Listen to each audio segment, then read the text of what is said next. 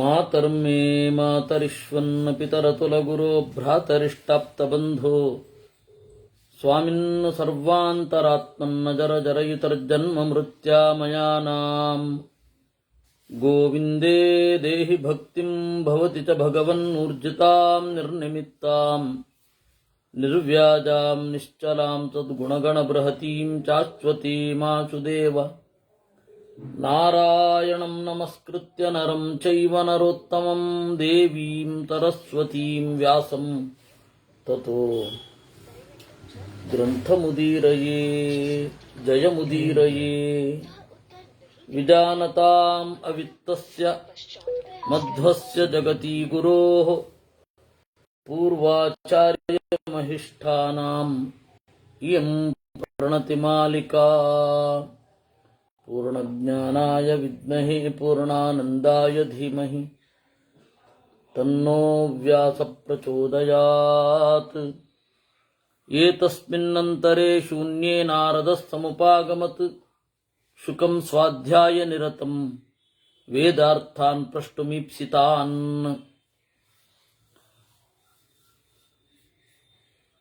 ವೇದವ್ಯಾಸರು ಯಾವುದೋ ಒಂದು ಕಾರಣಕ್ಕೆ ಆಚೆ ಹೋದಾಗ ನಾರದರು ಬಂದರು. ಶುಕಾಚಾರ್ಯರು ಅಧ್ಯಯನ ಮಾಡ್ತಾ ಇದ್ದಾರೆ. ಶುಕಾಚಾರ್ಯರು ಬಂದಾಗ ನಾರದರು ಬಂದಾಗ ಶುಕಾಚಾರ್ಯರು ಎದ್ದು ನಿಂತು ಅರ್ಘ್ಯ ಪಾದ್ಯ ಮೊದಲಾದವುಗಳನ್ನು ಕೊಟ್ಟು ಸತ್ಕಾರ ಮಾಡಿದರು. ನಾರದೋಥಾಬ್ರವೀತ್ ಪ್ರೀತೋ ಬ್ರೂಹಿ ಬ್ರಹ್ಮವಿದಾಂವರ ಕೇನ ತ್ವಾಂ ಶ್ರೇಯಸಾ ವತ್ಸ ಯೋಜಯಾಮೀತಿ ಹೃಷ್ಟವತ್. ನಾರದರು ಶುಕಾಚಾರ್ಯರ ಮೇಲೆ ಪ್ರೀತಿ ಉಕ್ಕಿ ಬಂದು, ನಿನಗೇನು ವರ ಕೊಡ್ಲಿ ಹೇಳು, ನಿನ್ನನ್ನು ಕಂಡ್ರೆ ಇವತ್ತು ನನಗೆ ಬಹಳ ಸಂತೋಷ ಆಗ್ತಾ ಇದೆ, ಯಾವ ವರವನ್ನು ಕೊಡ್ಲಿ ನಿನಗೆ? ನಾರದರ ಮಾತನ್ನ ಕೇಳಿ ಶುಕಾಚಾರ್ಯರು ಹೇಳಿದರು, ಅಸ್ಮಿನ್ ಲೋಕೆ ಹಿತಂ ಯತ್ ಸ್ಯಾತ್ ತೇನ ಮಾಂ ಯೋಕ್ತುಮರ್ಹಸಿ. ಈ ಲೋಕದಲ್ಲಿ ಏನು ಹಿತ ಆಗತ್ತೋ ಅದನ್ನ ಕೊಡ್ತೇನೆ, ಕೊಡು. ತತ್ವಂ ಜಿಜ್ಞಾಸತಾಂ ಪೂರ್ವಂ ಋಷೀಣಾಂ ಭಾವಿತಾತ್ಮನಾಂ ಸನತ್ಕುಮಾರೋ ಭಗವಾನ್ ಇದಂ ವಚನಮಬ್ರವೀತ್. ಆಗ ನಾರದರು ಹೇಳಿದರು, ತತ್ವ ಜಿಜ್ಞಾಸೆ ಮಾಡುವವರಿಗೆ ವಿದ್ಯೆಯೇ ಹಿತ. ಯಾಕೆಂದ್ರೆ ವಿದ್ಯೆಗಿಂತ ಮಿಗಿಲಾದದ್ದು ಏನಿದೆ? ಸನತ್ ಕುಮಾರ ನಾಸ್ತಿ ವಿದ್ಯಾ ಸಮಂ ಚಕ್ಷುಃ ನಾಸ್ತಿ ಸತ್ಯ ಸಮಂ ತಪಃ ನಾಸ್ತಿ ರಾಗ ಸಮಂ ದುಃಖಂ ನಾಸ್ತಿ ತ್ಯಾಗ ಸಮಂ ಸುಖಂ. ವಿದ್ಯೆಗಿಂತ ಮಿಗಿಲಾದ ಕಣ್ಣಿಲ್ಲ, ಸತ್ಯಕ್ಕಿಂತ ಮಿಗಿಲಾದ ತಪಸ್ಸಿಲ್ಲ, ರಾಗಕ್ಕಿಂತ ಮಿಗಿಲಾದ ದುಃಖವಿಲ್ಲ, ತ್ಯಾಗಕ್ಕಿಂತ ಮಿಗಿಲಾದ ಸುಖವಿಲ್ಲ. ನಿವೃತ್ತಿ ಕರ್ಮಣ ಪಾಪಾತ್ ಸತತಂ ಪುಣ್ಯಶೀಲತಾ ಸದ್ವೃತ್ತಿ ಸಮುದಾಚಾರ ಶ್ರೇಯ ಏತದನುತ್ತಮಂ. ಕೆಟ್ಟ ಕೆಲಸವನ್ನ ಮಾಡದೇ ಇರುವುದು, ಒಳ್ಳೆಯ ಕೆಲಸಗಳಲ್ಲಿ ತೊಡಗಿರುವುದು, ಸದ್ವೃತ್ತಿ ಮತ್ತೆ ಒಳ್ಳೆಯ ಆಚಾರ, ಇದೇ ಶ್ರೇಯಸ್ಸು. ಮಾನುಷ್ಯಮ ಸುಖಂ ಪ್ರಾಪ್ಯ ಯಸ್ ಸಜ್ಜತಿ ನ ಮುಚ್ಯತೆ ನಾಲಂ ಸ ದುಃಖ ಮೋಕ್ಷಾಯ ಸಂಗೋ ವೈ ದುಃಖ ಲಕ್ಷಣಂ. ಮನುಷ್ಯ ತನಗೆ ಸಿಗುವುದನ್ನೇ ಸುಖ ಅಂತ ಅಂದುಕೊಂಡು ಅದರಲ್ಲೇ ತೊಡಗಿದರೆ ದುಃಖದ ಬಿಡುಗಡೆ ಆಗುವಲ್ಲ.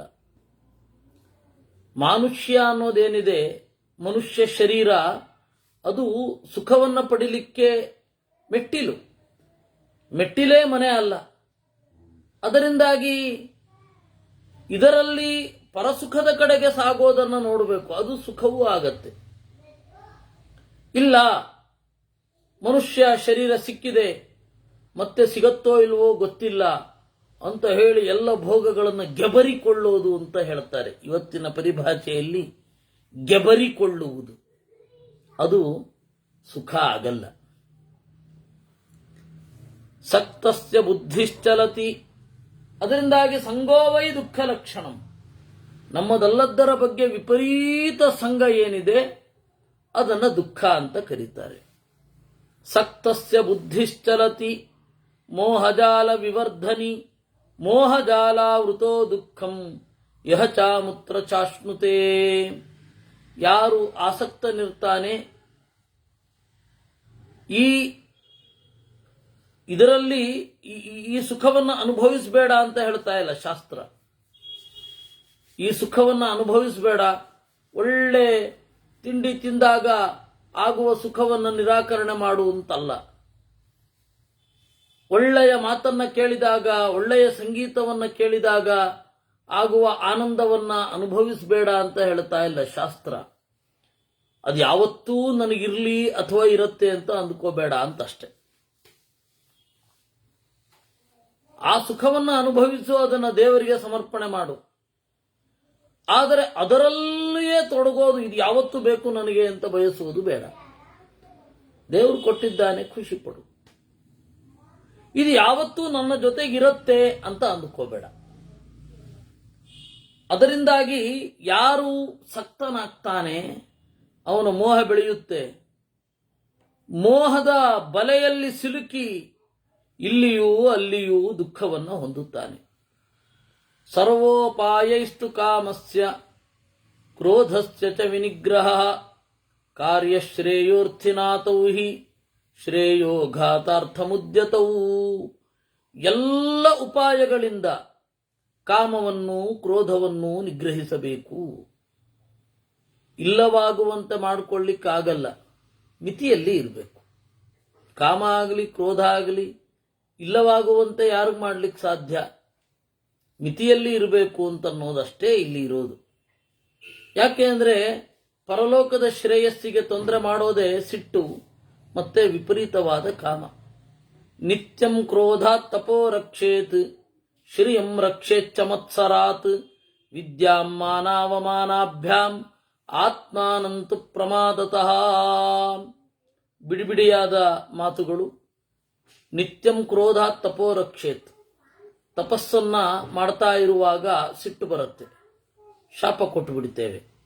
ಅದರಿಂದಾಗಿ ಸಿಟ್ಟಿನಿಂದ ಶಾಪ ಕೊಟ್ರೆ ತಪಸ್ಸು ನಾಶ ಆಗೋಗುತ್ತೆ. ಯಾಕಂದ್ರೆ ಆಡಿದ ಮಾತು ಸತ್ಯ ಆಗಬೇಕು ಅಂದ್ರೆ ನಮ್ಮ ಶಕ್ತಿಯಿಂದಲೇ ಆಗಬೇಕು. ಅದರಿಂದಾಗಿ ತಪಸ್ಸು ಏನಿದೆ ಅದನ್ನ ಸಿಟ್ಟಿನಿಂದ ರಕ್ಷಿಸಿಕೊಳ್ಳಬೇಕು. ಅಂದ್ರೆ ಸಿಟ್ಟಿಗೀಡಾಗದಂತೆ ಇದ್ರೆ ತಪಸ್ಸು ಇರುತ್ತೆ. ಶ್ರಿಯಂ ರಕ್ಷೇಚ್ಛ ಮತ್ಸರಾತ್, ಮಾತ್ಸರ್ಯ ಅಂತನ್ನೋದು ನಮ್ಮ ಸಂಪತ್ತನ್ನು ನಾಶ ಮಾಡಿಬಿಡತ್ತೆ. ಅದರಿಂದಾಗಿ ಮಾತ್ಸರ್ಯ ಇರಬಾರದು. ವಿದ್ಯಾಂ ಮಾನಾವಮಾನಾಭ್ಯಾಂ, ಕೆಲವೊಮ್ಮೆ ನಮ್ಮನ್ನ ಹೊಗಳಿದಾಗ ಓ ನೀವು ವಿದ್ಯಾವಂತರು ಅಂತ ಬುದ್ಧಿಯಿಂದ ತುದಿಗೇರಿ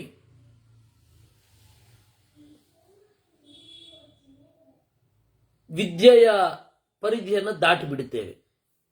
ಅದರಿಂದಾಗಿ ಸನ್ಮಾನದಿಂದ ವಿದ್ಯೆಯನ್ನು ರಕ್ಷಿಸಬೇಕು, ವಿಪರೀತ ಸನ್ಮಾನಕ್ಕೆ ಒಳಗಾಗದಂತೆ. ಯಾಕಂದ್ರೆ ವಿಪರೀತ ಹೊಗಳ್ತಾ ಇದ್ರೆ ಕಷ್ಟ. ಓ ಹೌದು ಅಂತ ಅನ್ಕೊಂಡ್ ಬಿಡ್ತೇವೆ. ಅವರು ಏನು ಮನಪೂರ್ವಕವಾಗಿ ಹಾಗೆ ಹೊಗಳಿರಲ್ಲ, ಏನೋ ಖುಷಿಯಾಗಲಿ ಇವರಿಗೆ ಅಂತ ಹೊಗಳಿರ್ತಾರೆ. ಅದರಿಂದಾಗಿ ಸನ್ಮಾನದಿಂದ ರಕ್ಷಣೆ ಮಾಡಬೇಕು. ಇನ್ನು ಅವಮಾನ ಆದಾಗ ಅಯ್ಯೋ ಈ ವಿದ್ಯೆನೇ ಬೇಡಪ್ಪ, ಯಾಕೆಂದ್ರೆ ಅವಮಾನ ಮಾಡ್ತಾ ಇದ್ದಾರೆ. ಬಹಳ ಜನ ಅವಮಾನ ಮಾಡ್ತಾರೆ, ಆದ್ದರಿಂದಾಗಿ ಈ ವಿದ್ಯೆ ಕಲಿಯೋದೇ ಬೇಡ, ಯಾಕೆಂದ್ರೆ ಅವಮಾನ ಆಗ್ತಾ ಇದೆ. ಹೇಗೂ ಹೀಗೆ ವಿದ್ಯೆ ಇರೋದು ಸನ್ಮಾನಕ್ಕಾಗಿಯೂ ಅಲ್ಲ, ಅವಮಾನಕ್ಕಾಗಿಯೂ ಅಲ್ಲ. ಬೇರೊಬ್ಬರಿಗೆ ಅವಮಾನ ಮಾಡೋದು ಅಲ್ಲ, ನಮಗೆ ನಾವು ಸನ್ಮಾನ ಮಾಡಿಕೊಳ್ಳಿಕ್ಕೂ ಅಲ್ಲ. ವಿದ್ಯೆ ಇರೋದು ಆನಂದವನ್ನು ಹೊಂದಲಿಕ್ಕೆ, ಅದು ಒಳಗಿನದ್ದ ಆನಂದ ಅಲ್ಲ. ಮಾನ ಸನ್ಮಾನಗಳು ಬರುತ್ತಲ್ಲ ಅಂದ್ರೆ ಸ್ವೀಕರಿಸಿ, ಆದರೆ ಮಿತಿ ಮೀರಬೇಡಿ. ಆತ್ಮಾನಂತು ಪ್ರಮಾದತಃ, ಜೀವ ಮೈ ಮರೆಯದಂತೆ ನೋಡಿಕೊಳ್ಳಬೇಕು, ವಿಶೇಷತಃ ಮನಸ್ಸು. ಆನ್ ಋಷಂಸ್ಯಂ ಪರೋ ಧರ್ಮ ಕ್ಷಮಾ ಚ ಪರಮಂ ಬಲಂ ಆತ್ಮಜ್ಞಾನಂ ಪರಂ ಜ್ಞಾನಂ ನ ಸತ್ಯಾದ್ವಿದ್ಯತೆ ಪರಂ. ಚೆನ್ನಾಗಿರೋದೇ ಪರಮಧರ್ಮ, ಕ್ಷಮೆಯೇ ಬಲ, ಆತ್ಮಜ್ಞಾನವೇ ಜ್ಞಾನ, ಸತ್ಯಕ್ಕಿಂತ ಮಿಗಿಲಾದದ್ದಿಲ್ಲ. ಸತ್ಯಸ್ಯ ವಚನಂ ಶ್ರೇಯಃ ಸತ್ಯಾದಪಿ ಹಿತಂ ಭವೇತ್ ಯದ್ಭೂತ ಹಿತಮತ್ಯಂತಂ ಏತತ್ ಸತ್ಯಂ ಸತಾಂ ಮತಂ. ಸತ್ಯವಾದದ್ದನ್ನು ನುಡಿಯಬೇಕು, ಸತ್ಯದಿಂದಲೇ ಹಿತ. ಸತ್ಯ ಅಂದ್ರೆ ಏನು? ಸಜ್ಜನರಿಗೆ ಹಿತವಾದದ್ದು ಯಾವುದೋ ಅದೇ ಸತ್ಯ. ಸರ್ವಾರಂಭ ಪರಿತ್ಯಾಗಿ ನಿರಾಶಿರ್ನಿಷ್ಪರಿಗ್ರಹ ಏನ ಸರ್ವಂ ಪರಿತ್ಯಕ್ತಂ ಸ ವಿದ್ವಾನ್ ಸ ಚ ಪಂಡಿತಃ. ವಿಪರೀತವಾದ ಕಾಮ್ಯಕರ್ಮವನ್ನು ಮಾಡಬಾರದು, ವಿಪರೀತ ಎಕ್ಸ್ಪೆಕ್ಟೇಷನ್ ಇರಬಾರದು, ವಿಪರೀತ ಅನುಬಂಧಗಳಲ್ಲಿ ತೊಡಗಬಾರದು. ಅವನನ್ನ ಜಾಣ ಅಂತ ಕರೀತಾರೆ. ಇಂದ್ರಿಯೈರಿಂದ್ರಿಯಾರ್ಥಾನ್ಯಃ ಚರತ್ಯಾತ್ಮವಶೈರ್ಯ ಅಸಜ್ಜಮಾನ ಶಾಂತಾತ್ಮ ನಿರ್ವಿಕಾರ ಸಮಾಹಿತಃ. ಸುತ್ತಲಿನ ಪ್ರಕೃತಿಯಲ್ಲಿ ನಮಗೆ ಅನುಭವಿಸುವ ಅವಕಾಶ ಚೆನ್ನಾಗಿದ್ದೇ ಇರುತ್ತೆ ಅಲ್ವಾ? ಅವಾಗ ಹೇಗಿರಬೇಕು? ಅಸಜ್ಜಮಾನ ಶಾಂತಾತ್ಮ. ಯಾವುದೇ ಕಾರಣಕ್ಕೂ ಇದು ಯಾವಾಗಲೂ ನನಗಿರುತ್ತೆ ಅಂತ ಅಂದುಕೊಳ್ಬಾರದು. ಅವತ್ತು ಸಿಕ್ಕಿದ್ದನ್ನ ಭೋಗಿಸಬೇಕು. ಇದು ಯಾವಾಗಲೂ ಮುಂದೆ ಇರುತ್ತೆ ಅಂತ ಅಂದುಕೋಬಾರದು. ಚಾರ್ವಾಕರಿಗೂ ನಮಗೂ ಇರೋದಿಷ್ಟೇ ಡಿಫರೆನ್ಸ್. ಚಾರ್ವಾಕರ್ ಏನ್ ಹೇಳ್ತಾರೆ ಅಂದ್ರೆ ವರ್ತಮಾನದಲ್ಲಿಯೇ ಬದುಕಿ ಅಂತಾರೆ. ಮುಂದಿನದ್ರ ಬಗ್ಗೆ ತಲೆ ಕೆಡಿಸ್ಕೊಳ್ಬೇಡಿ, ನಾಳೆ ಏನಾಗುತ್ತೋ ಯಾರಿಗ್ ಗೊತ್ತು. ಚೆನ್ನಾಗಿ ಸಾಲ ಮಾಡಿ ಆದರೂ ತುಪ್ಪ ತಿನ್ನಿ. ಋಣಂ ಕೃತ್ವಾ ಘೃತಂ ಪಿಬೇತ್. ಆಯ್ತಾ? ಯಾಕೆ? ತೀರಿತೋ ಅಲ್ಲ. ಭಸ್ಮೀಭೂತಸ್ಯ ದೇಹಸ್ಯ ಪುನರಾಗಮನಂ ಕುತಃ. ಸುಟ್ಟು ಹೋದ ದೇಹ ಮತ್ತೆ ವಾಪಸ್ ಬರುತ್ತೇನು? ಅದರಿಂದಾಗಿ ಸುಖವಾಗಿ ಅನುಭವಿಸಿ ಅನುಭವಿಸಿ ಅನುಭವಿಸಿ. ಇದು ಚಾರ್ವಾಕರ ವಾದ. ಆಯ್ತಾ? ಅದನ್ನ ದೊಡ್ಡ ಪರಮ ಸತ್ಯ ಅಂತ ಹೇಳಿ ಇವರೆಲ್ಲ ಹಾಡ್ತಾ ಇರ್ತಾರೆ. ಹಾಗಲ್ಲ, ಅದು ಚಾರ್ವಾಕರ ವಾದ. ಅದು ಅವರು ಕೂಡ ಇವತ್ತು ಬದುಕು ಬಿಡಿ, ನಾಳೆ ಏನಾಗತ್ತೋ ಗೊತ್ತಿಲ್ಲ. ವೇದಾಂತವೂ ಅದನ್ನೇ ಹೇಳುತ್ತೆ, ಆಸ್ತಿಕರು ಅದನ್ನೇ ಹೇಳೋದು. ಇವತ್ತು ಅನುಭವಿಸಿ, ದೇವರು ಕೊಟ್ಟಿದ್ದಾನೆ, ನಾಳೆ ಏನು ಕೊಡ್ತಾನೆ ಅದನ್ನು ಅನುಭವಿಸ್ತೇನೆ ಅಂತ. ಹಾಗೆ ಅಷ್ಟೆ. ಸೊ ಇಬ್ಬರು ವರ್ತಮಾನದಲ್ಲಿ ಬದುಕಿರಿ ಅಂತ ಹೇಳ್ತಾ ಇದ್ದಾರೆ. ವರ್ತಮಾನದಲ್ಲಿ ಬದುಕಿ, ಆದರೆ ಸುಖದ ಬಗ್ಗೆ ಸಂಗ ಇರದೇ ಇರಲಿ ಅಂತ ಹೇಳಿ ವೇದಾಂತ.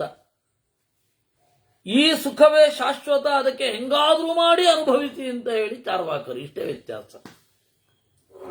ಅದರ್ಶನಂ ಸಂಸ್ಪರ್ಶಂ ತಥಾ ಸಂಭಾಷಣಂ ತದಾ ಯಸ್ಯ ಭೂತೈಃ ಸಹ ಮುನೆ ಸಶ್ರೇಯೋ ವಿಂದತೆ ಪರಂ.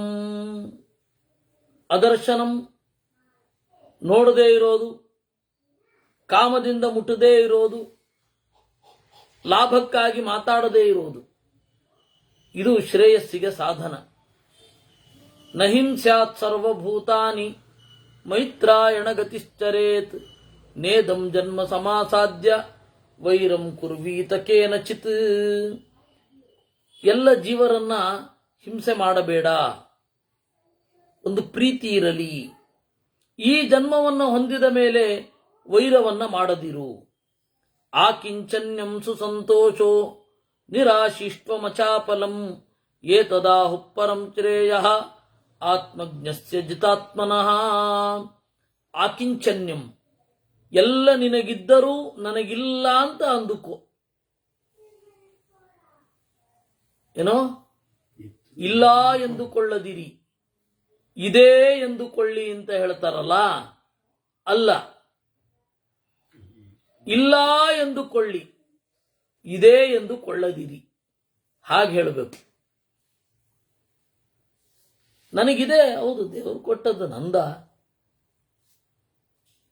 ದೇವರು ಕೊಟ್ಟದ ದಿವಸ ಅನುಭವಿಸ್ತಾ ಇರ್ತೇನೆ. ಇದಿಲ್ಲದೆಯೂ ಕೂಡ ಬದುಕುವಂತಹ ಸಾಮರ್ಥ್ಯ ದೇವರು ಕೊಡಬೇಕು ಅಂತ ದೇವರಿಗೆ ಮೊರೆ ಹೋಗಿ, ದೇವರಿಗೆ ಶರಣಾಗಿ, ಆಮೇಲೆ ಏನ್ ಬೇಕೋ ಅವನು ಮಾಡ್ತಾನೆ. ಪರಿಗ್ರಹಂ ಪರಿತ್ಯಜ್ಯ ಭವತಾತ ಜಿತೇಂದ್ರಿಯ ಅಶೋಕಂ ಸ್ಥಾನಮಾತಿಷ್ಠ ಯಹ ಚಾಮುತ್ರ ಚಾಭಯಂ. ಅದರಿಂದ ಇಂದ್ರಿಯವನ್ನ ಗೆಲ್ಲೋದು ಏನಿದೆ ಬಹಳ ಒಳ್ಳೆಯದು. ಶೋಕವಿಲ್ಲದ ಸ್ಥಾನವನ್ನು ಹೊಂದುತ್ತೀಯ. ಯಾರಿಗೆ ವಿಪರೀತ ಓವರ್ ಎಕ್ಸ್ಪೆಕ್ಟೇಷನ್ ಯಾರಿಗೆ ಇಲ್ಲ ಅವರು ದುಃಖ ಪಡೋದೇ ಇಲ್ಲ. ಅದರಿಂದ ಅಸಂಗವೇ ಬಹಳ ಮುಖ್ಯ. ಈ ತರಹ ಇದ್ರೆ ಬ್ರಾಹ್ಮಣೋನ ಚಿರಾದೇವ ಸುಖಮಾಯಾತ್ಯನುತ್ತಮಂ. ಬ್ರಾಹ್ಮಣ ವೇಗದಲ್ಲಿಯೇ ಸುಖವನ್ನು ಹೊಂದುತ್ತಾನೆ. ಜ್ಞಾನ ತೃಪ್ತಿ ಅನ್ನೋದಿದೆಯಲ್ಲ, ಜ್ಞಾನದಿಂದ ತೃಪ್ತಿ, ಅವನು ಶೋಕಿಸುವುದಿಲ್ಲ. ವಿದ್ಧಿ ಪ್ರಜ್ಞಾನ ತೃಪ್ತಂ ತಂ ಜ್ಞಾನ ತೃಪ್ತೋ ನ ಶೋಚತಿ ಶುಭೈರ್ಲಭತಿ ದೇವತ್ವಂ. ಒಳ್ಳೆಯದನ್ನ ಮಾಡಿದ್ರೆ ದೇವತೆಗಳ ಬಳಿಗೆ ಹೋಗ್ತಾನೆ. ವ್ಯಾಮಿಶ್ರೈರ್ಜನ್ಮ ಮಾನುಷಂ. ಒಳಿತು ಕೆಡಕುಗಳು ಸೇರಿಕೊಂಡಿದ್ರೆ ಮನುಷ್ಯ ಶರೀರವನ್ನು ಹೊಂದುತ್ತಾನೆ. ಅಶುಭಗಳನ್ನು ಮಾಡಿದರೆ ಅಧೋಜನ್ಮವನ್ನು ಹೊಂದುತ್ತಾನೆ. ಇದೇ ಸಂಸಾರದಲ್ಲಿ ಬೇಯುವುದು ಅಂದ್ರೆ. ಅಹಿತವಾದದ್ದನ್ನ ಹಿತ ಅಂತಂದುಕೊಳ್ಳದಿರು, ಅನಿತ್ಯವಾದದ್ದನ್ನ ನಿತ್ಯ ಎಂದುಕೊಳ್ಳದಿರು. ನಮ್ಮ ಸುತ್ತಲೂ ಕೂಡ ಮೋಹದ ಬಲೆಗಳು ಹೆಣೆದಿವೆ ಎಂದುಕೋ. ಅಲಂ ಪರಿಗ್ರಹೇಣೇಹ ದೋಷವಾನ್ಹಿ ಪರಿಗ್ರಹ. ವಿಪರೀತ ವಸ್ತುಗಳು ಸುತ್ತದಿರಲಿ. ಪರಿಗ್ರಹ ಅಂತಂದ್ರೆ ಮನಸ್ಸಿನಲ್ಲಿ ಇದು ಬೇಕೇ ಬೇಕು, ಇದು ಬೇಕೇ ಬೇಕು ಅಂತ ಪ್ರತಿಯೊಂದು ವಸ್ತುಗಳ ಗ್ರಹಣ. ಅದರಿಂದ ದೂರವಿರು.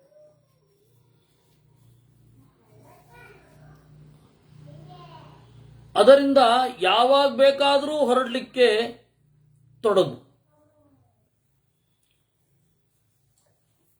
ನಿಬಂಧಿನೀರಜ್ಜುರೇಶ ಯಾಗ್ರಾಮೇ ವಸತೋ ರತಿ ಚಿತ್ವೈನಾಂ ಸುಕೃತೋ ಯಾಂತಿ ನೈನಾಂ ಚಿಂದಂತಿ ದುಷ್ಕೃತಃ.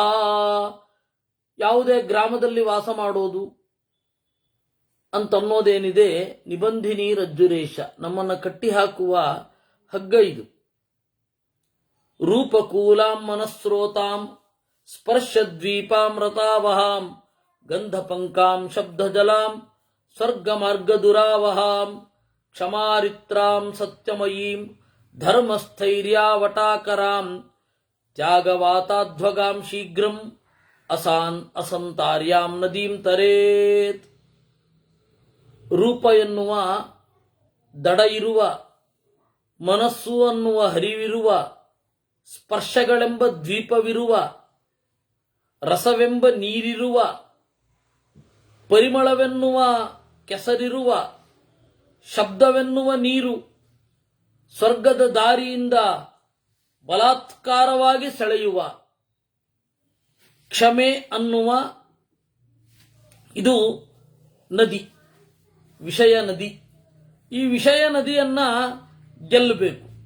ಹೇಗೆ? ಕ್ಷಮಾರಿತ್ರಾಂ, ತ್ಯಾಗ ಅಥವಾ ವೈರಾಗ್ಯ ಅನ್ನುವ ದೋಣಿ. ಆ ದೋಣಿಗೆ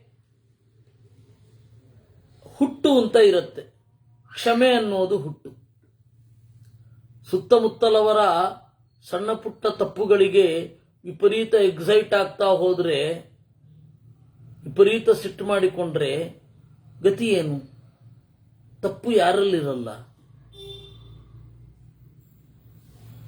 ತಿದ್ದೋಣ ಬೇಕಂದ್ರೆ. ಹಾಗಾದ್ರೆ ಯಾರಿಗೂ ಏನು ಹೇಳಲೇಬಾರ್ದ ಅಂದ್ರೆ ಹೇಳಿ, ಹೇಳಬೇಡಿ ಅಂತ ಹೇಳ್ತಾ ಇಲ್ಲ. ತಿದ್ದಿ.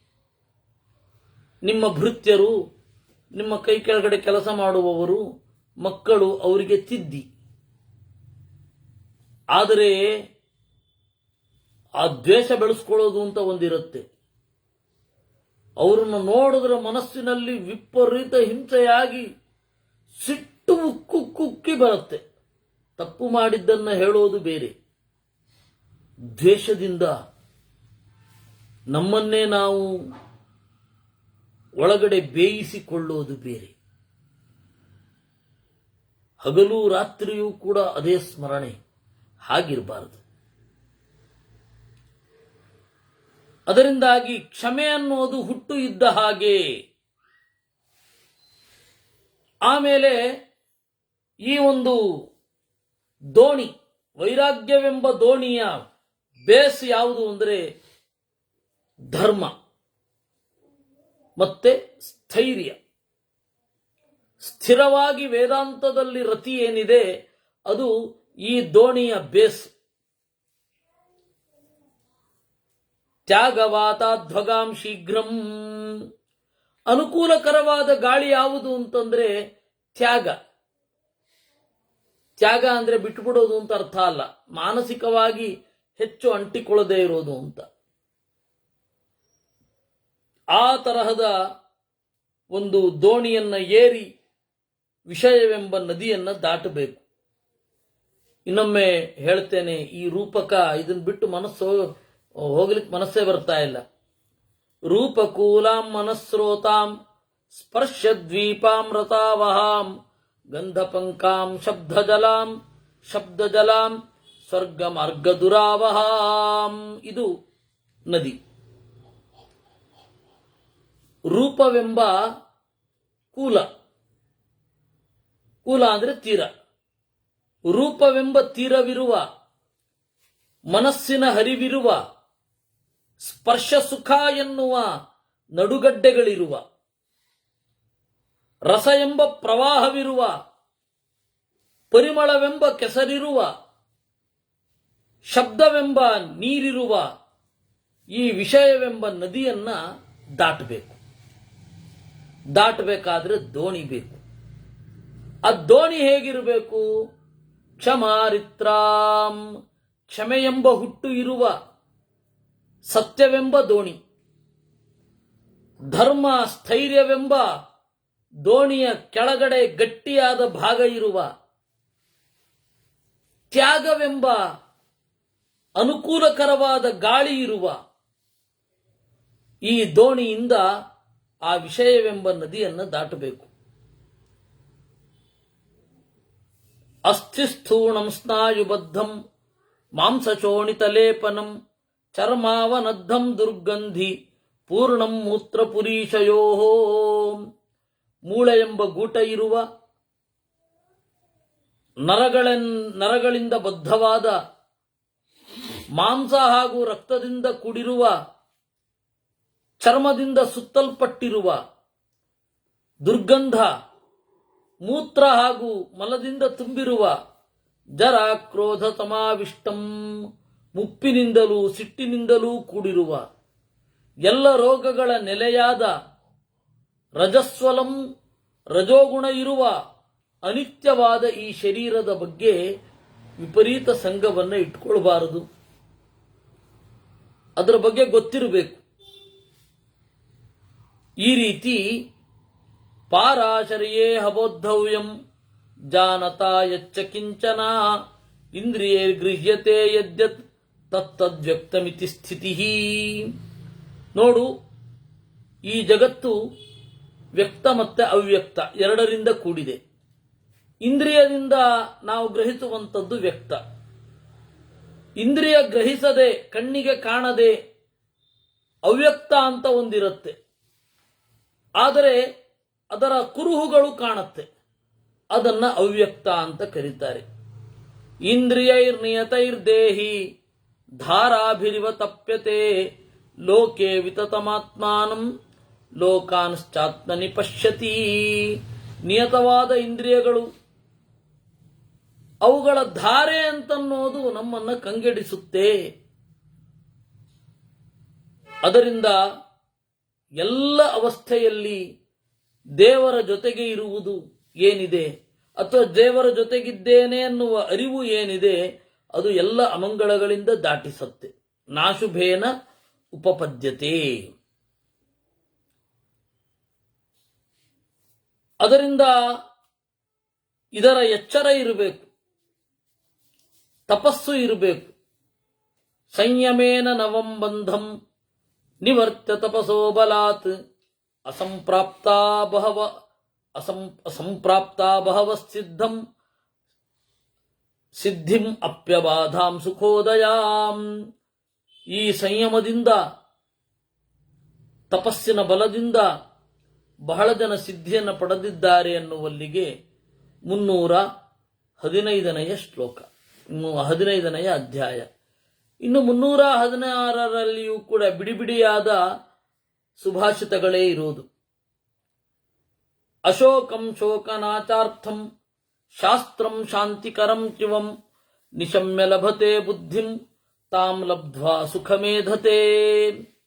ಶೋಕನಾಶ ಆಗಬೇಕು ಅಂತಂದ್ರೆ ಶಾಸ್ತ್ರ ಬೇಕು. ಆ ಶಾಸ್ತ್ರ ಏನ್ ಮಾಡುತ್ತೆ ಅಂದ್ರೆ ಶೋಕವನ್ನು ಪರಿಹಾರ ಮಾಡುತ್ತೆ. ಶೋಕಸ್ಥಾನ ಸಹಸ್ರಾಣಿ ಭಯಸ್ಥಾನ ಶತಾನಿ ಚ ದಿವತೆ ದಿವತೆ ಮೂಢಂ ಆವಿಶಂತಿನ ಪಂಡಿತಂ. ಶೋಕದ ಸಾವಿರಾರು ನೆಲೆಗಳು, ಭಯಕ್ಕೆ ಕಾರಣವಾದದ್ದು 100 ಇರ್ತವೆ. ಅದು ಮೋಹಕ್ಕೆ ಒಳಗಾದವನನ್ನ ಕಾಡುತ್ತವೆ, ಆತ್ಮಜ್ಞಾನಿಯನ್ನಲ್ಲ. ತಸ್ಮಾತ್ ಅನಿಷ್ಟನಾಚಾರ್ಥಂ ಇತಿಹಾಸಂ ನಿಬೋಧಮೇ ತಿಷ್ಠತೆ ಚೇದ್ವತೆ ಬುದ್ಧಿ ಲಭತೆ ಶೋಕನಾಚನಂ. ಅದಕ್ಕೆ ಅನಿಷ್ಟನಾಚ ಆಗಬೇಕು ಅಂದ್ರೆ ಬುದ್ಧಿ ವಶದಲ್ಲಿ ಇರಬೇಕು. ಅನಿಷ್ಟವಾದದ್ದು ಬೇಡ ಅಂದ್ರೂ ಬರುತ್ತೆ, ಇಷ್ಟವಾದದ್ದು ನಮಗೆ ಸಿಗೋದೇ ಇಲ್ಲ. ಅದರಿಂದಾಗಿ ಮನುಷ್ಯರು ದುಃಖ ಪಡ್ತಾರೆ. ದ್ರವ್ಯೇಚು ತಮತೀತೇಚು ಯೋ ಗುಣಾಸ್ತಾನ್ನ ಚಿಂತಯೇತ್ ತಾನ್ ಅನಾದ್ರಿಯಮಾಣಸ್ಯ ಸ್ನೇಹಬಂಧ ಪ್ರಮುಚ್ಯತೆ. ವಸ್ತು ಹೋದ್ಮೇಲೆ ಆ ವಸ್ತು ಅಯ್ಯೋ ಚೆನ್ನಾಗಿತ್ತು ಅನ್ನುವ ಭಾವ ಇರಬಾರದು. ಹೋಯ್ತಲ್ಲ ಹೋಯ್ತು ಅಂತ ಬಿಟ್ಬಿಡ್ಬೇಕು. ಯಾವಾಗ ಆ ಕಳೆದು ಹೋದ ವಸ್ತುವಿನ ಬಗೆಗೆ ಯೋಚನೆ ಮಾಡ್ತಾ ಇರ್ತೇವೋ ಆಗ ಅದು ನಮ್ಮನ್ನ ವಿಪರೀತ ಕಂಗೆಡಿಸುತ್ತೆ. ಅದು ಹಾಗೆ ನೀವು ಇದಕ್ಕೆ ಸಂಬಂಧಪಟ್ಟ ಬೌದ್ಧರ ಕಥೆಯನ್ನ ಕೇಳಿದ್ದೀರಾ? ಹೆಣ್ಣನ್ನ ಮುಟ್ಟಬಾರದು ಅಂತ ಗುರುಗಳು ಹೇಳಿದ್ರು. ನದಿ ದಾಟುವಾಗ ಸಿಕ್ಕ ಹೆಣ್ಣನ್ನ ದಾಟಿಸಿದ ಒಬ್ಬ ಭಿಕ್ಷು. ಪಕ್ಕದಲ್ಲಿದ್ದವನು 2-3 ಮೈಲಿ ಹೋದ ಮೇಲೆ ಆದ್ರೂ ನೀನ್ ಮಾಡಿದ್ದು ತಪ್ಪು, ಆ ಹೆಣ್ಣನ್ನು ಮುಟ್ಟಬಾರದಿತ್ತು ಅಂತ. ಅದಕ್ಕೆ ಇವನು ಹೇಳಿದ, ನಾನಲ್ಲೇ ಬಿಟ್ಟುಬಿಟ್ಟೆ, ನೀನಿನ್ನೂ ಹಿಡ್ಕೊಂಡಿದ್ದೇನು ಮನಸ್ಸಿನಲ್ಲಿ ಅಂತ. ಅಷ್ಟೇ. ದ್ರವ್ಯದ ಅನುಭವವನ್ನ ಪದೇ ಪದೇ ನೆನಪಿಸಿಕೊಳ್ಳಬಾರದು. ಎಷ್ಟೋ ವರ್ಷಗಳ ಹಿಂದೆ ಮಾಡಿದ ಆಹಾರ ಪದಾರ್ಥವನ್ನ ಇವತ್ತು ನೆನಪಿಸ್ಕೊಂಡು ಅವತ್ತು ಹೆಂಗಿತ್ತು ಗೊತ್ತಾ ಅನ್ನೋದು ಮಾತನಾಡೋದಾದ್ರೂ ಬಿಡಬೇಕು.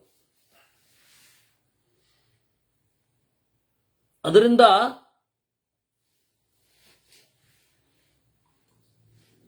ದೋಷದರ್ಶಿ ಭವೇತ್ ತತ್ರ ಯತ್ರ ರಾಗ ಪ್ರವರ್ತತೆ. ಎಲ್ಲಿಯಾದರೂ ಮಿತಿಮೀರಿದ ಆಕಾಶ ಬಂತು ಅಂದ್ರೆ, ಎಲ್ಲಿಯಾದರೂ ಮಿತಿಮೀರಿದ ಆಸೆ ಬಂತು ಅಂದ್ರೆ ಅಲ್ಲಿ ದೋಷಗಳನ್ನ ಚಿಂತನೆ ಮಾಡ್ಲಿಕ್ಕೆ ಶುರು ಮಾಡಿಬಿಡ್ಬೇಕು. ಅದೊಂದೇ ದಾರಿ. ಚಟವನ್ನ ತಪ್ಪಿಸಿಕೊಳ್ಳಿಕ್ಕೆ ಇದೊಂದು ದಾರಿ ಇದೆ. ವಿಪರೀತ ತಿನ್ನುವ ಚಟ ಆಗ್ತಾ ಇರುತ್ತೆ ಅಂತ ಇಟ್ಕೊಳ್ಳಿ, ಅವಾಗ ಅಲ್ಲಿ ದೋಷವನ್ನ ಚಿಂತನೆ ಮಾಡ್ಲಿಕ್ಕೆ ಶುರು ಮಾಡಬೇಕು. ನಾರ್ಥೋ ನ ಧರ್ಮೋ ನ ಯಶೋ ಯೋತೀತ ಮನುಷ್ಯೋಚತಿ ಅಪ್ಯಭಾವೇನ ಯುಜ್ಯೇತ ತಚ್ಚಾಸ್ಯ ನ ನಿವರ್ತತೆ. ಕಳೆದು ಹೋದದ್ದನ್ನ ಶೋಕಿಸೋದ್ರಿಂದ ಏನು ಪ್ರಯೋಜನ? ಧರ್ಮವೂ ಇಲ್ಲ, ಕೀರ್ತಿಯೂ ಇಲ್ಲ, ಅರ್ಥವೂ ಇಲ್ಲ. ಅದರಿಂದ ಇದು ಅರ್ಥ ಮಾಡಿಕೊಳ್ಬೇಕು. ಸತ್ತು ಹೋದವನನ್ನಾಗಲಿ ಕಳೆದು ಹೋದವನನ್ನಾಗಲಿ ಆ ಶೋಕದಲ್ಲಿ ಇರಬಾರದು. ಆ ದುಃಖದಿಂದ ಇನ್ನಷ್ಟು ದುಃಖವೇ ಉಂಟಾಗತ್ತೆ. ಎರಡೆರಡು ಅನರ್ಥಗಳು. ಮೃತಂ ವಾ ಯದಿ ವಾ ನಷ್ಟಂ ಯೋತೀತಮನುಶೋಚತಿ ದುಃಖೇನ ಲಭತೆ ದುಃಖಂ ದ್ವಾವನರ್ಥೌ ಪ್ರಪದ್ಯತೆ. ಅದರಿಂದಾಗಿ ಕಳೆದು ಹೋದದ್ದರ ಬಗ್ಗೆ ಉತ್ಕಟವಾಗಿ ಚಿಂತನೆ ಮಾಡಬಾರದು. ಇದ್ರ ಬಗ್ಗೆ ಇದರಲ್ಲಿ ಅದು ಹರಿವಂಶದಲ್ಲಿ ಬರುವ ಕಥೆ, ಶಬಳಾಶ್ವರು ಮತ್ತು ಹರಿಯೇಶ್ವರು ಅಂತ. ತಮ್ಮ ಅಣ್ಣಂದಿರು ಕಳೆದು ಹೋದ ಅಣ್ಣಂದಿರನ್ನ ಹುಡುಕಲಿಕ್ಕೆ ಅಂತ ತಮ್ಮಂದಿರು ಹೋದ್ರು. ಕಡೆಗೆ ಅವರು ಸಿಗಲಿಲ್ಲ. ಇದರಿಂದ ಕಲಿಬೇಕಾದ ಪಾಠ ಏನು ಅಂತಂದ್ರೆ, ಕಳೆದು ಹೋದ ಅಣ್ಣ ತಮ್ಮಂದಿರನ್ನು ಹುಡುಕಬಾರದು ಅಂತ. ಅಲ್ಲ, ಹುಡುಕಿ ಏನು ಪ್ರಯೋಜನ? ನೀವು ಸುಮ್ಮನೆ ಯೋಚನೆ ಮಾಡಿ. ಕಳೆದು ಹೋದ ಅಣ್ಣ ತಮ್ಮಂದಿರನ್ನ ಹುಡುಕಿದ ಕೂಡಲೇ ಎಂಡಾಗಲಿಕ್ಕೆ ಅದೇನು ಫಿಲ್ಮ? ಅವಾಗಿಂದ ಶುರು ಪ್ರಾಬ್ಲಮ್ಮು. ಯಾಕೆಂದ್ರೆ ಅವನು ಬೇರೆ ಪರಿಸರದಲ್ಲಿ ಬೆಳೆದಿರ್ತಾನೆ. ನನ್ನ ತಮ್ಮನೋ ತಂಗಿಯೋ ಅಣ್ಣನೋ ಬೇರೆನೇ ಪರಿಸರ, ನಾನು ಬೇರೆನೇ ಪರಿಸರ. ಅಲ್ಲಿಂದ ಗಲಾಟೆ ಶುರು ಆಗತ್ತೆ ಅಲ್ವಾ? ಅದರಿಂದಾಗಿ ಸತ್ತು ಹೋದವನನ್ನ, ಕಳೆದು ಹೋದವನನ್ನ ಮತ್ತೆ ದೊರಕಿಸಿಕೊಳ್ಳುವ ಪ್ರಯತ್ನ ಮಾಡಬಾರದು. ಅದು ಯಾವತ್ತಿದ್ರೂ ಪ್ರಾಬ್ಲಮ್ಮೇ. ಅದರಿಂದಾಗಿ ಅದನ್ನ ಬಿಟ್ಟುಬಿಡ್ಬೇಕಷ್ಟೆ. ದುಃಖೋಪಘಾತೆ ಶಾರೀರೇ ಮಾನತೆ ವಾಪ್ಯುಪಸ್ಥಿತೆ. ಇನ್ನು ಯಾವುದು ಮಾಡ್ಲಿಕ್ಕಾಗೋದೇ ಇಲ್ವೋ ಅದರ ಬಗ್ಗೆ ಪ್ರಯತ್ನ ಪಡಬಾರದು. ಯಾವುದು ಮಾಡ್ಲಿಕ್ಕಾಗತ್ತೋ ಅದರ ಬಗ್ಗೆ ಪ್ರಯತ್ನ ಪಡ್ರಿ. ಯಾವುದು ಮಾಡ್ಲಿಕ್ಕೇ ಆಗಲ್ಲ ಅದರ ಬಗ್ಗೆ ಪ್ರಯತ್ನ ಪಡಬೇಡಿ. ಭೈಷಜ್ಯಮೇ ತದ್ದುಃಖಸ್ಯ. ಇದೇ ದುಃಖದ ಪರಿಹಾರೋಪಾಯ. ಪ್ರಜ್ಞೆಯಿಂದ ಮಾನಸಿಕ ದುಃಖವನ್ನು ಪರಿಹಾರ ಮಾಡಬೇಕು. ಶರೀರದ ದುಃಖವನ್ನು ಔಷಧದಿಂದ ಪರಿಹಾರ ಮಾಡಬೇಕು. ಅದರಿಂದಾಗಿ ಪ್ರಜ್ಞೆಯನ್ನು ಬೆಳೆಸ್ಕೊಳ್ಬೇಕು, ಮಾನಸಿಕ ದುಃಖ ಪರಿಹಾರ ಮಾಡಬೇಕು. ದೇಹದ ದುಃಖಕ್ಕೆ ಔಷಧಿ ಉಂಟು. ಎಲ್ಲೆಲ್ಲಿ ಏನೇನು ದೇಹದ ಮಾನಸಿಕವಾದ ದುಃಖಕ್ಕೆ ಇವರು ಈ ಸೈಕಿಯಾಟ್ರಿಸ್ಟ್ಗಳು ಕೊಡುವಂತಹ ಏನು ಉಪಶಮನಕಾರಕ ಗುಳಿಗೆಗಳನ್ನು ತಗೊಳ್ಳೋದು ಬಿಡಬೇಕು. ಇವಾಗ ಏನಾಗ್ತಾ ಇದೆ, ನಮಗೆ ಮಾನಸಿಕ ದುಃಖಕ್ಕೆ ದೈಹಿಕವಾದ ಮದ್ದನ್ನು ತಗೊಳ್ಳೋದು ಅಂತ. ಈ ಎಲ್ಲರೂ ಕೂಡ ಕುಡಿಲಿಕ್ಕೊಂದು ನೆಪ ಹೇಳ್ತಾರಲ್ಲ, ಇಲ್ಲ ಕುಡಿಲಿಕ್ಕೆ ಚಟ ಬೆಳೆಸ್ಕೊಳ್ಳಿಕ್ಕೆ ವಿಪರೀತ ಟೆನ್ಷನ್ನು, ಅದಕ್ಕೆ ನಾನು ಕುಡಿದೆ ಅಂತ ಹೇಳ್ತಾರೆ. ಅಲ್ಲ, ಅದು ನಿಮಗೆ ಬಂದಿರುವ ದುಃಖ ಮಾನಸಿಕವಾದದ್ದು. ಅದನ್ನ ತಿದ್ದುಕೊಳ್ಳಿಕ್ಕೆ ದೈಹಿಕವಾದ ಮದ್ದಿನ ಮೊರೆ ಹೇಗೆ ಹೋಗೋದು? ಎರಡು ಬೇರೆನೇ ಫೀಲ್ಡ್ ಅಲ್ವಾ? ಅದರಿಂದ ನಜಾನಪದಿಕಂ ದುಃಖಮೇಕಶ್ಚೋಚಿತುಮರ್ಹಸಿ ಅಶೋಚನ್ ಪ್ರತಿಕುರ್ವೀತ ಯದಿ ಪಶ್ಚೇದುಪಕ್ರಮಂ. ಊರಿನ ದುಃಖದ ಬಗ್ಗೆ ಒಬ್ಬ ದುಃಖಿಸಬಾರದು. ಹಾಗಂತ ಹೇಳಿ ಸೆನ್ಸೇಷನ್ ಇಲ್ಲದೇ ಇರುವಂತಲ್ಲ. ಇನ್ಸೆನ್ಸಿಟಿವ್ ಆಗಿರುವಂತ ಹೇಳ್ತಾ ಇಲ್ಲ, ಸಾಧ್ಯವಾದದ್ದನ್ನು ಮಾಡಬೇಕು. ಆದ್ರೆ ಊರಿನ ದುಃಖ ಪರಿಹಾರ ಆಗದೆ ಹೋದಾಗ ಸಂಕಟ ಪಡಬಾರದು. ಯಾರು ಸುಖ ದುಃಖಗಳನ್ನ ಅದರದರ ನೆಲೆಯಲ್ಲೇ ಯಾರು ನೋಡ್ತಾನೆ ಅವನು ದೇವರ ದಾರಿಗೆ ಹೋಗ್ತಾನೆ. ಅನ್ಯಾಮನ್ಯಾಂ ಧನಾವಸ್ಥಾಂ ಪ್ರಾಪ್ಯ ವೈಶೇಷಿಕೀಂ ನರಾಹ ಅತೃಪ್ತಾ ಯಾಂತಿ ವಿಧ್ವಂಸಂ ಸಂತೋಷಂ ಯಾಂತಿ ಪಂಡಿತಾಃ. ಯಾವುದೇ ಅವಸ್ಥೆ ಬಂದರೆ ಅದರಲ್ಲಿ ತೃಪ್ತವಾಗಿದ್ದು ಬಿಡ್ತಾರೆ, ಇಷ್ಟು ಸಾಕು ಅಂತ. ಇದು ವಿದ್ವಾಂಸರ ಲಕ್ಷಣ.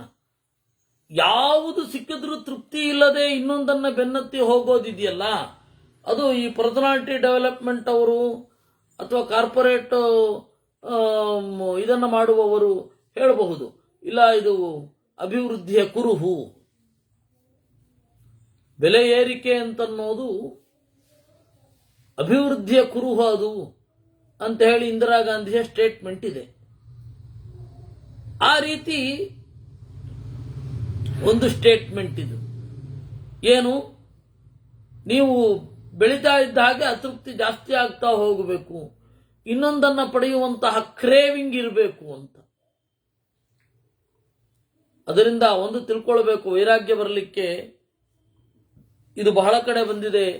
ಸರ್ವೇ ಕ್ಷಯಾಂತ ನಿಚಯಾ ಪತನಾಂತ ಸಮುಚ್ಛ್ರಯಾ ಸಂಯೋಗ ವಿಪ್ರಯೋಗಾಂತ ಮರಣಾಂತಂಚ ಜೀವಿತಂ.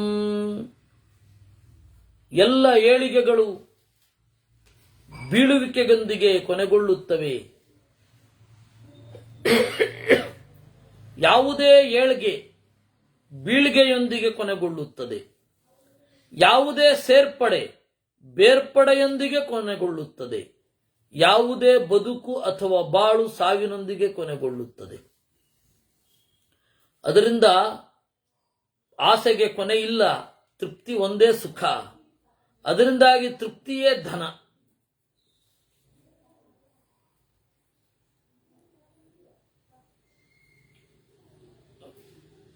ಎಲ್ಲವನ್ನ ಕಳೆದುಕೊಂಡರೂ ಕೂಡ ದುಃಖ ಪಡಬಾರದು. ಆ ರೀತಿ ಮನಸ್ಸಿನಲ್ಲಿ ತಯಾರಾಗಬೇಕು.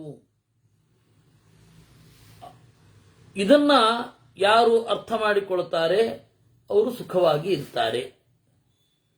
ಇದು 316. ಅದರಿಂದಾಗಿ ಏನೋ ಆಗ್ಬಿಡತ್ತೆ ಅಂತಲ್ಲ, ಕಷ್ಟ ಬಂದ್ರೆ ಅದನ್ನು ಸಹಿಸಬೇಕು. ನಾರದ ಪರಿಹಾರ ಮಾಡ್ಕೊಳ್ಳಿಕ್ಕೆ ಪ್ರಯತ್ನ ಪಡಬಾರದು ಅಂತ ಇಲ್ಲ. ಅದರಿಂದ ಡಿಪ್ರೆಷನ್ಗೆ ಹೋಗಿ ಕೊಂದುಕೊಳ್ಳೋದು, ವಿಪರೀತ ಮಾನಸಿಕ ವಿಕಾರಗಳಿಗೆ ಒಳಗಾಗೋದು ಹಾಗೆ ಮಾಡಬಾರದು. ಸುಖ ದುಃಖ ವಿಪರ್ಯಾಸೋ ಯದಾ ಸಮುಪಪದ್ಯತೆ ನೈನಂ ಪ್ರಜ್ಞಾತು ನೀತಂ ವಾ ತ್ರಾಯತೆ ನಾಪಿ ಪೌರುಷಂ. ಸುಖ ಕಳೆದು ದುಃಖ ಬರುತ್ತೆ, ದುಃಖ ಕಳೆದು ಸುಖ ಬರುತ್ತೆ. ಇದನ್ನ ಕೆಲವೊಮ್ಮೆ ಪುರುಷ ಪ್ರಯತ್ನದಿಂದ ಬದಲಾವಣೆ ಮಾಡಲಿಕ್ಕಾಗಲ್ಲ. ಸ್ವಭಾವಾದ್ಯತ್ನಮಾತಿಷ್ಠೇತ್ ಯತ್ನವಾನ್ನಾವಸೀದತಿ. ಸ್ವಭಾವದಿಂದ ಪ್ರಯತ್ನ ಪಡಬೇಕು. ಪ್ರಯತ್ನ ಪಟ್ಟವನು ಕಂಗೆಡುವುದಿಲ್ಲ. ರೋಗ ಅಂದ್ರೆ ಎಲ್ಲ ಶರೀರಗಳನ್ನು ನಾಶ ಮಾಡತಕ್ಕಂಥದ್ದು. ಅದನ್ನ ಗೆಲ್ಲಬೇಕು. ಒಂದೋ ನಾನು ಅವಶನಾಗಿದ್ದೇನೆ, ನಾನು ನನ್ನ ವಶನಲ್ಲ ಅಂತ ಅಂದುಕೊಳ್ಳಬೇಕು. ಮನಸ್ಸಿಗೆ ಸಮಾಧಾನ ಆದರೂ ಆಗತ್ತೆ. ಅದರಿಂದ ನಾವು ದೇವರ ಬಗೆಗೆ ಚಿಂತಿಸಬೇಕು. ಈ ಕಷ್ಟ ಸುಖಗಳನ್ನು ದೇವರಿಗೆ ಅರ್ಪಿಸಬೇಕು. ಇದರ ಎಚ್ಚರವೇ ಇಲ್ಲದೆ ಬದುಕುವವರು ಯಾರಿದ್ದಾರೆ ಅವರು ಶೋಚ್ಯರು. ಭೂತಾನಾಮಪರ ಕಶ್ಚಿತ್ ಹಿಂಸಾಯಾಂ ಸತತೋತ್ಥಿತಃ ವಂಚನಾಯಾಂಚ ಲೋಕಸ್ಯ ಸ ಸುಖೇಶ್ವೇವ ಜೀರ್ಯತೆ. ಹಿಂಸೆಯಲ್ಲಿ ವಿಪರೀತ ಹಿಂಸೆ ಮಾಡುವವನು ಸುಖವನ್ನು ಹೊಂದುವುದಿಲ್ಲ. ಬಹಳ ಮೋಸ ಮಾಡುವವನು ಕೂಡ ಸುಖವನ್ನು ಹೊಂದೋದಿಲ್ಲ. ಅದರಿಂದ ಈ ಅಪರಾಧ ಏನಿದೆ ಅದನ್ನ ಬಿಡಬೇಕು. ಅಪರಾಧ ಮಾಡ್ತಾ ಇದ್ರೆ ಗರ್ಭಾಚ್ಚ ಉದ್ವಿಜಮಾನಾನಾಂ ಕ್ರುದ್ಧಾತ್ ಆಶಿ ವಿಷಾದಿವಾ. ಗರ್ಭದಿಂದಲೇ ಟೆನ್ಷನ್ ಶುರು ಆಗೋಗುತ್ತೆ.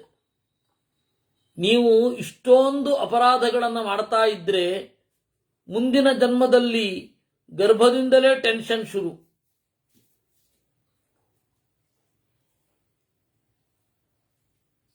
ಈ ಹಿನ್ನೆಲೆಯಲ್ಲಿ ಯಾವ ರೀತಿಯಾದ ಮಿತಿಮೀರಿದ ಒಂದು ಎಕ್ಸ್ಪೆಕ್ಟೇಷನ್ ಅನ್ನು ಇಟ್ಕೊಳ್ಬಾರದು. ಯಾಕೆಂದ್ರೆ ದೇವತೆಗಳನ್ನು ಪೂಜಿಸಿ ತಪಸ್ಸನ್ನ ಮಾಡಿ ಸದಾಚಾರದಿಂದ ನಡೆದು ಪಡೆದ ಮಕ್ಕಳು ಕೆಟ್ಟ ದಾರಿಯಲ್ಲಿ ಸಾಕ್ತಾ ಇರ್ತಾರೆ. ಏನ್ ಮಾಡ್ಲಿಕ್ಕಾಗತ್ತೆ? ದೇವಾನಿಷ್ಟ್ವಾ ತಪಸ್ತಪ್ತ್ವಾ ಕೃಪಣೈ ಪುತ್ರಗೃದ್ಧಿಭಿಃ ದಶಮಾಸಾನ್ ಪರಿಧೃತ ಜಾಯಂತೆ ಕುಲಪಾಂಸನಾಹ.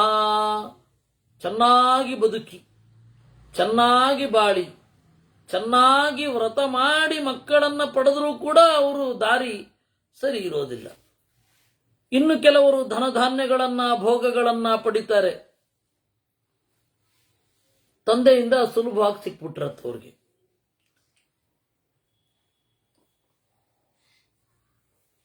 ಈ ರೀತಿ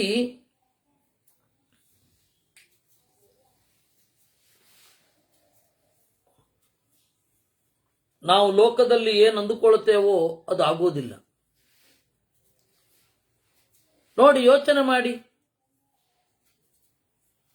ಅನ್ನಪಾನಾನಿ ಜೀರಿಯಂತೆ ಯತ್ರ ಭಕ್ಷಾಶ್ಚ ಭಕ್ಷಿತಾ.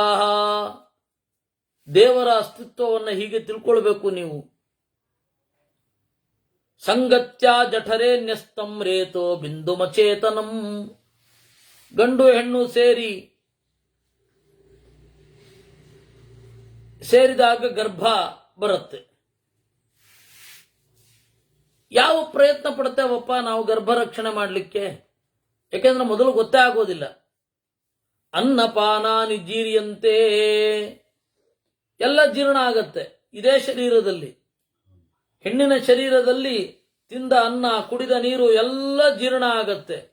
ಆದರೆ ಆ ಗರ್ಭ ಮಾತ್ರ ಜೀರ್ಣ ಆಗಲ್ಲ. ಗರ್ಭೆ ಮೂತ್ರಪುರೀಚಾಣಾಂ ಸ್ವಭಾವ ನಿಯತಾಗತಿ ಧಾರಣೆ ವಾ ವಿಸರ್ಗೇ ವಾ ನ ಕರ್ತೃವಿದ್ಯತೆ ವಶಃ. ಮಲಮೂತ್ರಗಳ ಗುಂಡಿಯ ಒಳಗಡೆ ಇದ್ದು ಆ ಮಗುವನ್ನ ಹೊರಗಡೆ ಹಾಕಲಿಕ್ಕೆ ಅಥವಾ ಧರಿಸಲಿಕ್ಕೆ ನಮಗ್ ಪ್ರಜ್ಞೆನೇ ಇರಲ್ಲ. ಅದು ಗೊತ್ತಾಗೋದೇ ಸುಮಾರು ದಿವಸ ಆದ್ಮೇಲೆ. ಇದನ್ನ ಅರ್ಥ ಮಾಡ್ಕೊಳ್ಬೇಕು. ಸ್ರವಂತೇಷು ತರಾದ್ಗರ್ಭ ಜಾಯಮಾನಸ್ತಥಾ ಪರೇ ಆಗಮೇನ ತಥಾನ್ಯೇಚಾಂ ವಿನಾಚ ಉಪಪದ್ಯತೆ.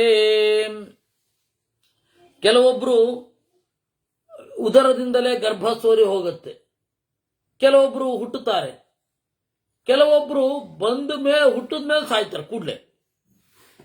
ಇದಕ್ಕೇನು ಹೇಳೋದು? ಈ ರೀತಿ ಯೋಚನೆ ಮಾಡಿದರೆ ಸೃಷ್ಟಿಕ್ರಿಯೆ ನಮ್ಮದಲ್ಲ, ಧಾರಣವು ನಮ್ಮದಲ್ಲ ಅಂತ ಹೇಳಿ ಅರ್ಥ ಮಾಡಿಕೊಳ್ಬೇಕು. ಏತಸ್ಯ ಸಹಜಾತಸ್ಯ ಸಪ್ತಮೀಂ ನವಮೀಂ ದಚಾಂ ಪ್ರಾಪ್ನುವಂತಿ ತತಃ ಪಂಚ ನ ಭವಂತಿ ಶತಾಯುಚಃ. ಹುಟ್ಟಿದಲ್ಲಿ ಒಂದೇ ಕ್ಷಣದಲ್ಲಿ ಹುಟ್ಟಿದವರು ಕೂಡ, ಅದೇ ಕ್ಷಣದಲ್ಲಿ ಹುಟ್ಟಿದವರು ಕೂಡ ಒಂದೇ ತರಹ ಇರಲ್ಲ.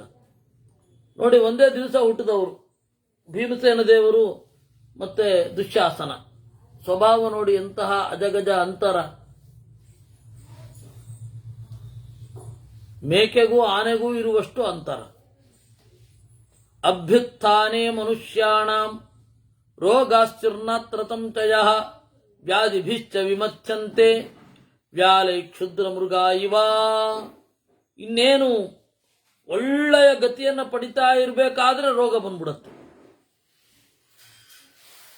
ಸರಿ, ಡಾಕ್ಟರ್ ಹತ್ರ ಹೋಗ್ತೇವೆ ಅಂತ ಇಟ್ಕೊಳ್ಳೋಣ. ವೇದನಾಂ ನಾಪಕರ್ಚಂತಿ ಯತಮಾನಶ್ಚಿಕಿತ್ಸಕಾಃ.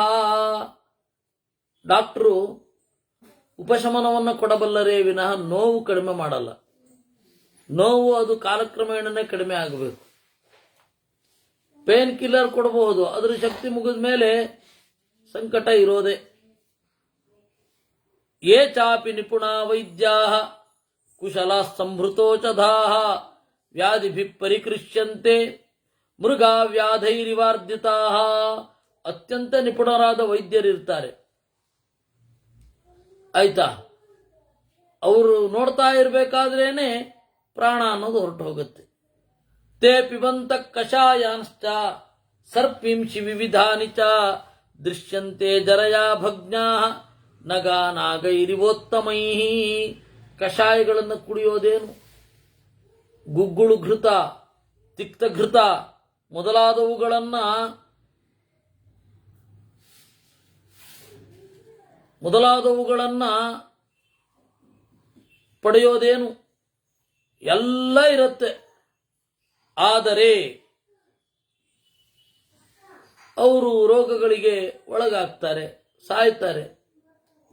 ನಿಮಗೆ ಮುದಿತನ ಬರದಂತೆ ನಾವು ಮಾಡ್ತೇವೆ ಅಂತಾರೆ. ಆದರೆ ಈ ಕಷಾಯಗಳನ್ನು ಕುಡಿತಾನೆ ಮುದಿಯಾಗಿ ಹೋಗಿರ್ತಾನೆ. ಕೇವಾ ಭುವಿ ಚಿಕಿತ್ಸಂತೆ ರೋಗಾರ್ಥಾನ ಮೃಗಪಕ್ಷಿಣ ಶ್ವಾಪದಾನಿ ದರಿದ್ರಾಂಶ್ಚ ಪ್ರಾಯೋ ನಾರ್ತಾ ಭವಂತಿತೆ. ರೋಗದಿಂದ ಕಂಗೆಟ್ಟ ಮೃಗಪಕ್ಷಿಗಳನ್ನು ಯಾರು ಚಿಕಿತ್ಸೆಗೊಳಗಾಗಿಸ್ತಾರೆ? ಅದೇ ಸೆಲ್ಫ್ ಫೀಲಿಂಗು. ಈಗ ಈ ಕಳ್ಳರೆಲ್ಲ ಇಟ್ಕೊಂಡಿರ್ತಾರಲ್ಲಿ ಪೆಟ್ ಕ್ಲಿನಿಕ್ ಅಂತ, ಅದೇನು ಪ್ರಯೋಜನ ಇಲ್ಲ. ಧೀರಾನಪಿ ದುರಾಧರ್ಚಾನ್ ನೃಪತೀನ್ ಉಗ್ರತೇಜತಃ ಆಕ್ರಮ್ಯ ರೋಗಾಖಾದಂತೆ ಪಶೂನ್ ಪಶುಪಚಾಯಿವಾ. ಧೀರರಾದವರು, ಪರಾಕ್ರಮಿಗಳು, ಇಂಥವರಿದ್ರೂ ಕೂಡ ರೋಗ ಆಕ್ರಮಿಸಿ ಬಿಡುತ್ತೆ. ಇದು ಮನುಷ್ಯನ ಅಸಹಾಯಕತೆಯನ್ನು ತಿಳಿದುಕೋ. ನಧನೇನ ನರಾಜ್ಯೇನ ನೋಗ್ರೇಣ ತಪಸಾ ತಥಾ ಸ್ವಭಾವ ವಿನಿವರ್ತಂತೆ ಯೇ ನಿಯುಕ್ತ ಶರೀರಿಚು. ಹಣದಿಂದ, ರಾಜ್ಯದಿಂದ, ಉಗ್ರವಾದ ತಪಸ್ಸಿನಿಂದ ಸ್ವಭಾವ ಬದಲಾಗಲ್ಲ. ಆಯ್ತಾ? ಇದನ್ನೆಲ್ಲ ಪರಿಹಾರ ಮಾಡಿಕೊಳ್ಳಿಕ್ಕೆ ಮೋಕ್ಷದ ಕಡೆಗೆ ಸಾಗಬೇಕು ಅಂತ. ಮಹಚ್ಚ ಫಲವೈಚಮ್ಯಂ ದೃಶ್ಯತೆ ಕರ್ಮ ಸಿದ್ಧಿಚು. ಸಿದ್ಧಿ ಪಡೆದವರಿಗೂ ಕೂಡ ಬಹಳ ಫಲ ಬೇರೆ ಬೇರೆಯಾಗಿ ಸಿಗತ್ತೆ. ಕೆಲವೊಬ್ಬರು ಪಲ್ಲಕ್ಕಿಯನ್ನು ಹೊರತಾರೆ, ವಹಂತಿ ಶಿಬಿಕಾ ಮನ್ಯೇ. ಕೆಲವೊಬ್ಬರು ಶಿಬಿಕೆ ಒಳಗಡೆ ಇರ್ತಾರೆ. ಇದನ್ನೆಲ್ಲ ನೋಡಿದಾಗ ನಾವು ಮೋಹದಿಂದ ದೂರ ಆಗಬೇಕು ಅಂತ. ಏತತ್ತೇ ಪರಮಂ ಗುಹ್ಯಂ ಆಖ್ಯಾತ ಮೃಷಿ ಸತ್ತಮಾಂ ಏನ ದೇವಾಃ ಪರಿತ್ಯಜ್ಯ ಮರ್ತ್ಯಲೋಕಂ ದಿವಂ ಗತಾಃ. ಬಹಳ ಗುಟ್ಟನ್ನು ಹೇಳಿದ್ದೇನೆ. ಈ ಗುಟ್ಟನ್ನು ಅರ್ಥ ಮಾಡಿಕೊಂಡ್ರೆ ಭೂಮಿಯಂ ತೊರೆದು ಸ್ವರ್ಗವನ್ನು ಸೇರುತ್ತೀಯಾ ಅನ್ನುವಲ್ಲಿಗೆ 317ನೇ ಅಧ್ಯಾಯ. ಈ ನಾರದರ ಮಾತನ್ನು ಕೇಳಿ ಶುಕಾಚಾರ್ಯರು ಯೋಚನೆ ಮಾಡಿದರಂತೆ. ಹೆಂಡತಿ ಮಕ್ಕಳು ಅಂತಂದ್ರೆ ಕ್ಲೇಶ, ವಿದ್ಯಾ ಅನ್ನೋದು ಶ್ರಮ. ಹಾಗಾದ್ರೆ ಶಾಶ್ವತವಾದ ಸ್ಥಾನ ಯಾವುದರಿಂದ ಪಡಿಬೇಕು? ಶಾಶ್ವತವಾದ ಸ್ಥಾನವನ್ನ ನಾನು ಪಡಿಬೇಕು ಅಂತ ಹೇಳಿ ತಥೋ ಮುಹೂರ್ತಂ ಸಂಚಿಂತ್ಯ ನಿಶ್ಚಲಾಂ ಗತಿಮಾತ್ಮನಃ ಒಂದು ಸ್ವಲ್ಪ ಹೊತ್ತು ಚಿಂತಿಸಿ ಯೋಚನೆ ಮಾಡಿದರಂತೆ. ನಾನು ಮತ್ತೆ ಮರಳಿ ಬರಬಾರದು, ಸಂಘಗಳನ್ನೆಲ್ಲ ತೊರೆಯಬೇಕು. ಸಂಘವನ್ನು ತೊರೆಯಬೇಕಾದರೆ ಉಪಾಯ ಬೇಕು. ಆ ಉಪಾಯ ಯಾವುದು? ವೈರಾಗ್ಯ.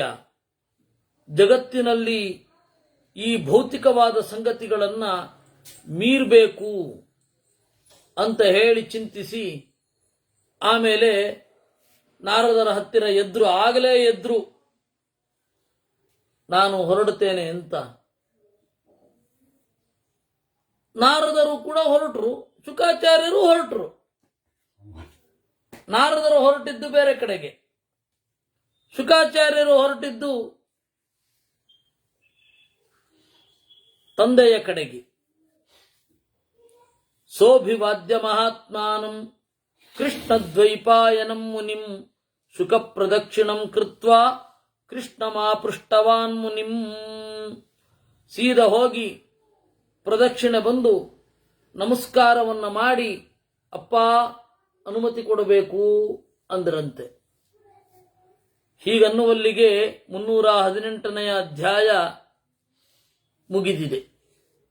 ಈಗ ಮುಂದೆ ಬರುವ ಕಥೆ ಯಂ ಪ್ರೌರಜಂತಮನುಪೇತಮಪೇತ ಕೃತ್ಯಂ ದ್ವೈಪಾಯನೋ ವಿರಹ ಕಾತರ ಆಜುಹಾವ ಪುತ್ರಾ ಇತಿ ತನ್ಮಯತಯಾ ತರವೋಪಿ ನೇದುಃ ತಂ ಸರ್ವಭೂತ ಹೃದಯಂ ಮುನಿಮಾನತೋಸ್ಮಿ ಅನ್ನುವ ಆ ಒಂದೇ ಒಂದು ಶ್ಲೋಕದಲ್ಲಿ ಭಾಗವತದಲ್ಲಿ ಹೇಳಿದ್ದಾರೆ.